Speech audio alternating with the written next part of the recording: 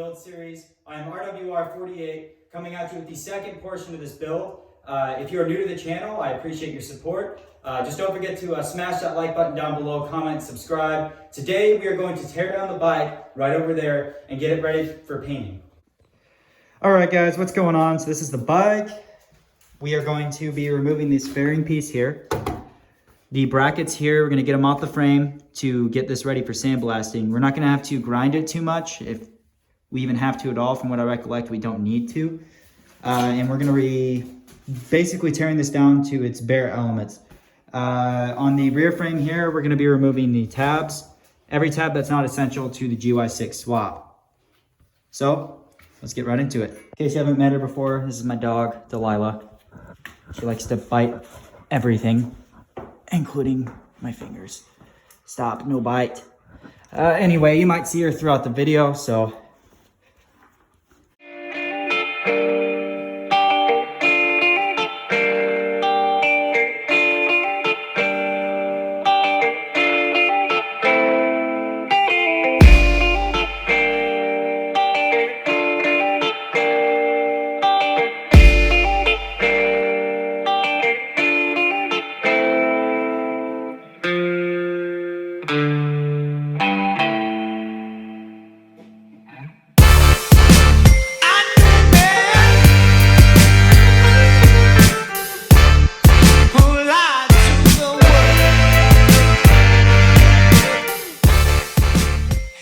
Guys, so I just finished removing these two bolts here.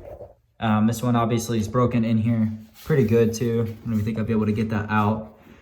So what we're gonna do is we're gonna flip the bike around. So I'm just gonna pull it this way and lay it on its side.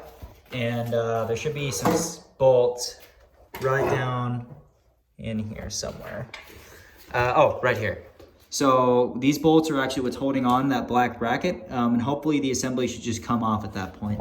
There's also a nut and bolt here that I need to remove. So I'm gonna go ahead and get that done, and I will check in with you guys when I have that wrapped up. Get that out of your mouth. What are you doing? Stop. No bite.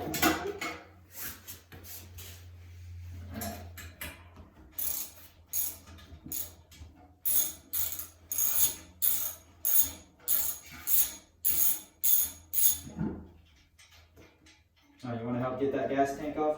Here. That was easy, right? Here you go.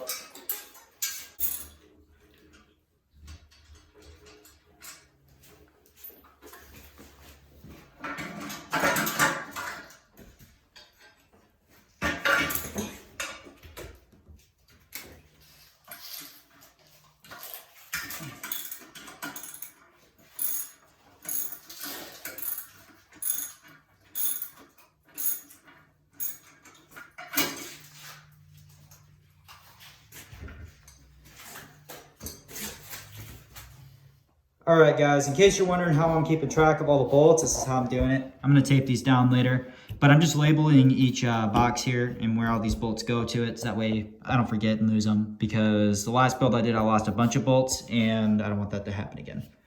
Just FYI. All right, guys, so I got these brackets off. I'm just gonna salvage a couple parts. I'm gonna get this black box off, and I'm gonna get this off, just in case I need them later. On this one, there's nothing that we're gonna be saving. This thing is disgusting looking, and I'm gonna toss this in the trash.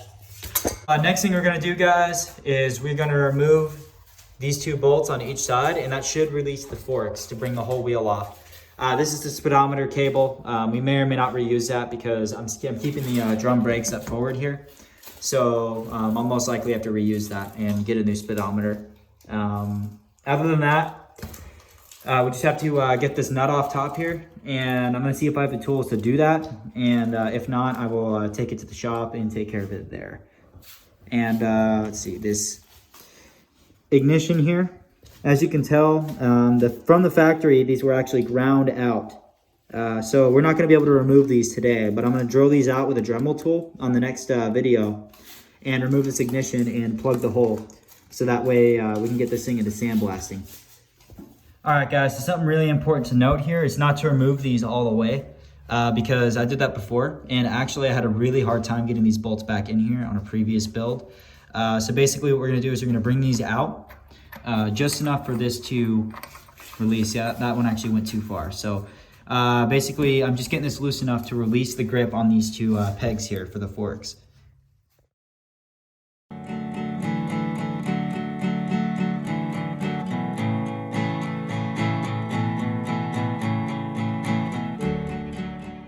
Alright guys, so currently I have this flipped upside down because the forks are not willing to release from this triple tree at all.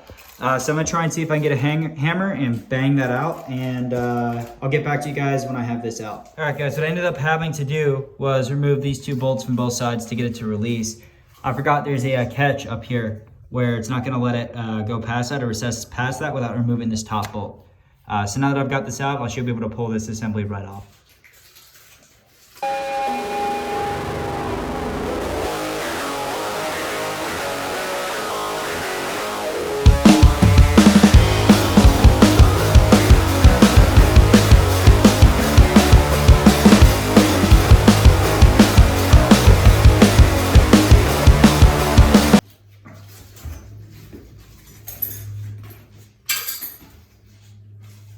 Alright guys, now that I have the front wheel free, I'm going to remove this fender here. We will not be reusing this, it'll be going to the trash as well. There should be two little bolts up underneath that connect to the triple tree. So I'm going to go ahead and undo those and get this loose.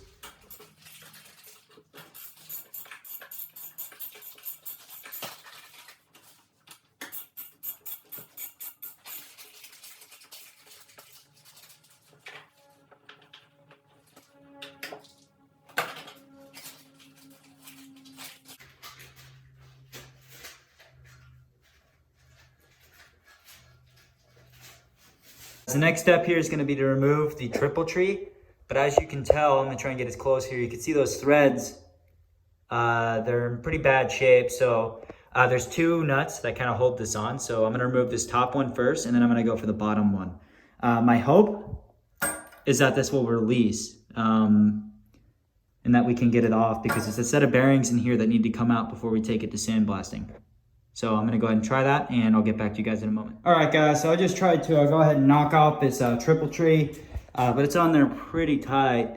So what I'm gonna end up having to do is get some PV Blaster on that, let it soak, and get a bigger wrench. So I'll probably end up removing this triple tree and ignition in the next video. But I can go ahead and try and get these forks off and get the center axle bolt out of this wheel, because this wheel is one of the things that's gonna be sandblasted and painted.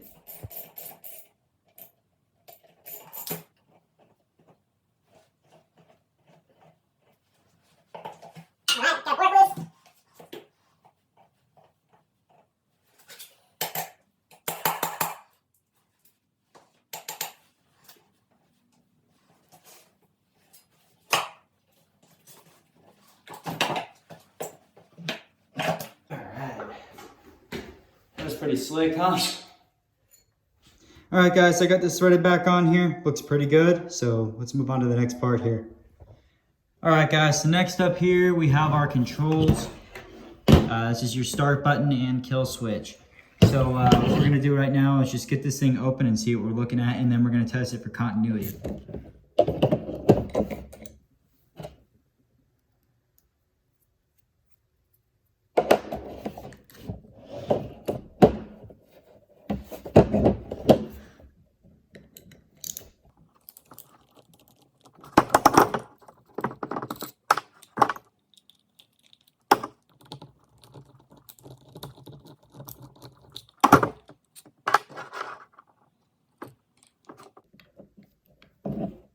Just gonna take a look and see what wires go where.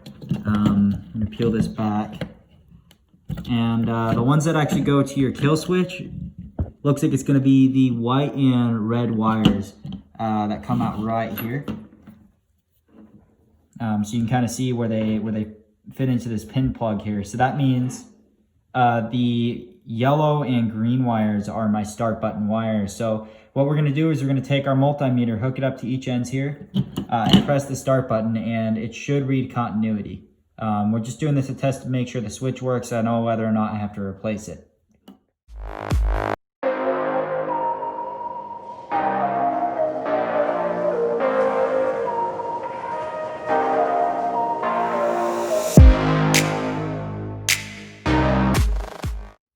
guys, so the multimeter actually read a little bit of resistance when you hit the button, so that means the start button is good to go. Completed the circuit, because otherwise it would read out of limits. So we know that we don't have to replace the start button, but if you just take a look at this thing, it's pretty cringy. I'll have to get this cleaned up. I don't know, I mean, probably paint it black. I was thinking about polishing it at first, but I think black would be a much better color to go with.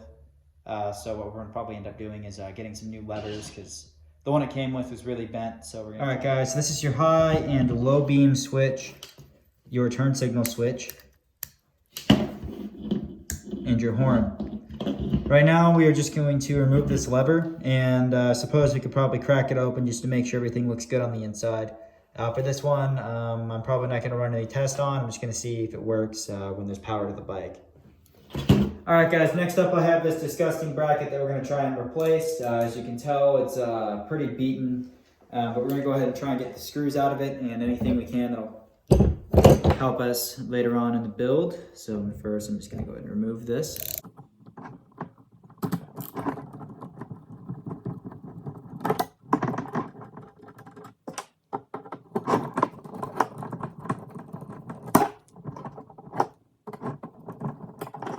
All right, guys, this is where the low fuel and high beam switch used to be. I'm going to either replace this with a new set of lights, or I'm going to use the start button on this instead of up forward on the controls.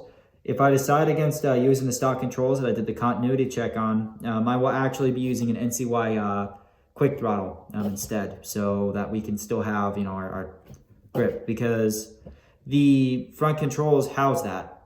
So basically the assembly that allows you to accelerate is built into that. So if we remove that, we're gonna need to replace it. Anyway, I'm gonna go ahead and get these screws out, and I'll catch back in with you guys. All right, guys, next we're gonna go ahead and remove this. I don't know what kind of significance that has, but I'm gonna go ahead and get rid of that really quick, and I'll get back. All right, guys, last thing we're gonna remove is this right here, and we're gonna be done with this bracket. So we'll go ahead and do that.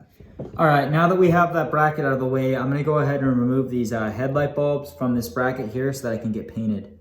So I'll go ahead and get back to you guys when I'm done with that. So something I didn't notice when I first picked up the bike, so if you flip this headlight over, this was actually painted white, and you know, I was kind of curious about that. But if you look at this one, you can see some pretty heavy corrosion here. So what I'm kind of hoping for is that we'll be able to peel this back and maybe sand that up and make it look just a little bit nicer and paint it flat black. I'll probably do the same thing on this one just so they match. Guys, that concludes today's video. The bike itself is for the most part disassembled at this point. Just got to get that front fork taken out real quick. I didn't have the right tools here to do it, and I don't want to damage something, so I'm going to go get the right tools to do it and probably get it knocked out in the next video along with the ignition. Highlights of today's build, a little note here. Getting the axle nut out of that wheel was tighter than a nun's asshole. And when I mean tight, I mean, I'm not talking like, oh, well, you know, I mean, maybe he's a skinny dude, he can't handle it. No, I mean, I had to freaking Hulk that thing while holding down the forks to get it loose. So for future reference, maybe undo that nut before you remove it from the forks, because otherwise it's gonna make it a lot harder for yourself. Quick side note here. Oh yeah, so there's a little bit of heavy rust all over the bike. Basically, it's just kind of speckled anywhere there can be. So I'll be putting the front fork through the sandblaster as well as the frame. But separate, of course. You know, I don't want to do it when it's together because I can get sand down in that shaft and it'll cause all kinds of problems. So yeah, I mean, that about covers it today, guys. I appreciate everyone's support so far, and I want to give a shout out to Ruckus.com for providing me with parts to complete this build. Don't forget to like, comment, subscribe, and I hope to see you guys again really soon. RWR48, signing out.